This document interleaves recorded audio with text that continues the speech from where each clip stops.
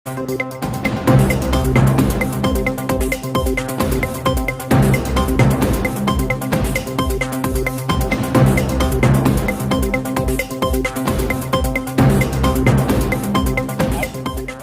48 तासामध्ये तुम्ही जी.आर. आणलेला आहे.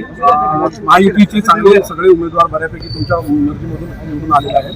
सगळ्यांना आनंद आहे. काय ही किमया शिवसेनेचे तत्कालीन मुख्यमंत्री आणि विद्यमान उपमुख्यमंत्री नगरविकास मंत्री एकनाथ शिंदे साहेब आणि राज्याचे मुख्यमंत्री देवेंद्रजी फडणवीस साहेबांची आहे. काल ज्यावेळी मी सांगितलं की उद्या साने गुरुजींची 125वी जयंती आहे आणि त्या कार्यक्रमाला मला चिपळूणमध्ये जायचं आहे असं मी ज्यावेळी शिंदे साहेबांना सांगितलं ते मला स्वतःहून शिंदे साहेबांनी विचारलं की पहिलं चिपळूणमध्ये आपल्याला काय काम केलं पाहिजे, कारण आपले महायुतीचे सगळे नगरसेवक नगराध्यक्ष आपला निवडून आलाय. आणि मी साहेबांना विनंती केली की 150 वर्ष या नगरपालिकेला पूर्ण होत आहेत, त्या इमारतीचं काम जर आपण त्याला करून देऊ शकलो तर एक चांगला संदेश संपूर्ण नगरीमध्ये जाईल. आणि तात्काळ काल सांगितल्यानंतर आज माननीय एकनाथ शिंदे साहेबांनी कॅबिनेट संपल्यानंतर चिपळूणच्या ह्या नगरपालिकेचा जी.आर. काढला आणि तो जी.आर. 11 कोटीचा मी नगराध्यक्षांकडे सुपूर्द केलेला आहे. साहेब तसं बघायला गेलं तर आता जी फळी नगरसेवकांची आलेली आहे ती बऱ्यापैकी नवीन आहे. मोजके 2-4 जण सोडले तर सगळेच नवीन आहे. या नवीन नगरसेवकांना कारभार काढण्यासाठी कार्यशाळा वगैरे अरेंज करण्याची कार्यशाळा नक्की आपण घेऊ. मुंबईला आम्ही ती कार्यशाळा घेतोय. एकत्र शिवसेना भाजपची असेल किंवा शिवसेना आणि भाजपची वेगळी आम्ही घेतोय. परंतु आपल्याला जर हे नवीन वाटत असले तरी 9 वर्ष नगरपालिकेची निवडणूक झालेली नाही हे देखील आपण लक्षात घेतलं पाहिजे. म्हणून तुम्हाला हे सगळे नवखे वाटतायत. परंतु प्रशासक असताना देखील 4 वर्षे जे इच्छुक होते ते जरी नगरसेवक नव्हते तरी नगरसेवक म्हणूनच काम करत होते. त्याला प्रशासनाचा चांगला अनुभव आहे. आणि अनेक लोक आहेत, म्हणजे मी माझं राजकीय उदाहरण जर आपण घेतलं तर मी देखील वयाच्या 28व्या वर्षी आमदार झालो. त्याच्यामुळे नवीन लोक अनुभवानं काम करत नाहीत असं काय होत नाही. कोकण ही दिशा देणारी भूमी आहे आणि आमचे सगळे नगरसेवक महायुतीचे नवीन निवडून आलेले अतिशय चांगलं काम त्यांना पाहिजे तसं नाही, चिपळूणकरांना पाहिजे तसं काम करतील. उद्धव ठाकरे आणि राज ठाकरे आज एकत्र आलेले आहेत निवडणुकीच्या माध्यमातून, युती झालेली आहे. काय सांगाल? त्यांना मनपूर्वक शुभेच्छा आहेत. अनेक वेळा मी सांगितलंय की ही आणि युती झाली ही काय भाजप आणि शिवसेनेला नवीन आहे अशातला भाग नाही.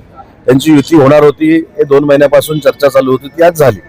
परंतु मुंबई महानगरपालिकेपासून 29 महानगरपालिकांमध्ये यांची युती जरी झाली असली किंवा आघाडी जरी झाली असली तरी देखील महायुतीचंच प्रशासन हे प्रत्येक महानगरपालिकेवर येईल आणि प्रत्येक महानगरपालिकेचा महापौर हा महायुतीचा असेल. साहेब 48 तासामध्ये आपण नगरपालिकेला निधी आणून दिला, त्याच धर्तीवर लक्ष्मी ऑर्गॅनिकचा विषय मार्गी लागेल अशी अपेक्षा आहे का? साहेब लक्ष्मी ऑर्गॅनिकच्या बाबतीमध्ये नाहक माझं नाव टाकून स्वतःची व्यासंग प्रसिद्धी मिळवण्यासाठी काही लोक प्रयत्न करतायत.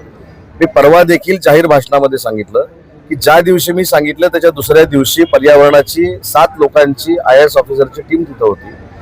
त्या बाबतीमध्ये स्पष्ट जर पालकमंत्री म्हणून मी भूमिका घेतली असेल की ती जर काय PFAS जे असेल हे जर घातक आहे तर ते घातक आम्ही व्हायला देणार नाही म्हटल्यानंतर एवढा टाहो कशाला बाकीच्याने फोडायचा. म्हणजे नक्की कंपनी नकोय की पालकमंत्री म्हणून मला त्रास द्यायचा आहे हा देखील निर्णय घेतला पाहिजे ना काही लोकांनी. मला सोशल मीडियाचा 100% आदर आहे, पण अशा पद्धतीनं काहीच नसताना कोणाला तरी आणायचं, त्याच्याकडनं काहीतरी वधून घ्यायचं, त्याला टेक्निकल माहिती नाही त्याच्याकडनं बोलायला लावायचं. माझं मत असं आहे की सरकारची भूमिका स्पष्ट आहे की अशा पद्धतीचा प्रकल्प जर होणार असेल, तिथं प्रोडक्शनच चालू नाहीये. मी सांगितलं फ्लोरिनचं प्रोडक्शन चालू आहे, पण जो कोण आपण म्हणतोय तो काय क्लोरोफ्लाइड अल्काइन काय PFAS त्याचं प्रोडक्शन चालू नाही. त्यांनी ट्रायल बेसिसवर काढण्याचा प्रयत्न केला होता, त्याचं विघटन देखील कुठं झालंय हे मी सांगितलंय. पण एवढं सांगून सुद्धा कदाचित आता मला माहित नाही त्याच्या मग कोण आहेत किंवा काय, तेवढं सांगितल्यानंतर जनतेला कळतं माझी भावना काय.